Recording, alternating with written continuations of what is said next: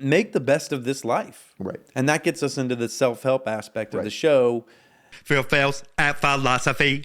This show is kind of one expression of me tiptoeing into that. If I go full on with this show, don't look for another software job, live poor for however long it takes me to get traction with this, it will be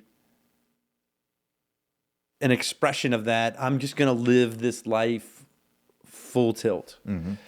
Because a friend of mine asked me, like, what would be the worst case scenario if you did the show? And I was like, well, no one will watch it. The world will realize that I'm ugly and stupid, and and I'll just live under a river or down in a van down by the river. Classic Chris Farley reference. And then I quickly transitioned to, well, the worst case scenario would be if I was 85 and I wondered, like, what if? What if I had tried that thing that I really wanted to do? And in my life, I've gone thing after thing of things I really was passionate about, I loved, and I didn't go full in because it was risky or it was scary. Or how would I make it work? I didn't know how I was going to make software work. I guess I'd just seen more role models towards that goal. Right. That made it seem more like it was a path more well trodden from my perspective. But maybe I was looking for software engineers that had trodden that path, and I can look for folks that have trodden this path. Yeah.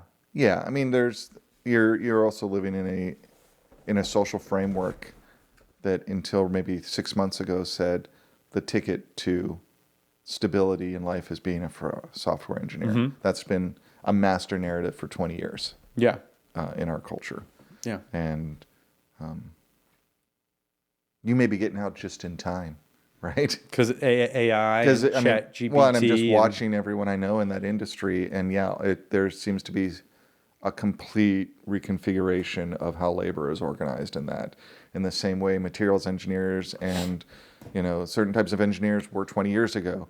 In the same way, like no industry is free of that. Impermanence. Right. Which is why I'm like, if I'm going to make an advertisement, there's why when you think about educating yourself, technical education is important, but character education is fundamental because that's what gives you the equipment to navigate these transitions. The character education is what you apply to everything else. Right. Technical is one thing you could apply to it. Exactly. Because you're impacting the hardware that is exposed to whatever you're trying to do. Yeah, exactly. And character education. Where should they get that character education, Grant? Huh? Where should they get that character education? I was helping you with the advertisement. Oh, and it's pronounced advertisement. Grant. Advertisement. So the ad. I mean, I think at its heart, that's what liberal arts education is when it's done well. Yeah. Right. That's what philosophy is. It's one aspect of character education because it's about looking at. I think when you use the word discernment, that's a key aspect of character. Yeah. Is that ability to make judgments, not to avoid judgment. To make judgments when it's appropriate to do so, and to make the right judgment when it's appropriate to do so. That's ultimately what you're trying to figure out how to do is stop, think it through, figure out how to make the right judgment, whether you're judging how hard to hit the nail or whether that person is going to be a threat to you and your family, right? Yeah. Anyway, so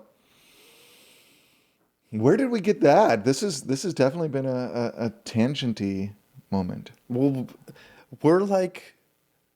we're at the mercy of the winds here on this episode. This is what happens when we throw out the book. We threw out the book.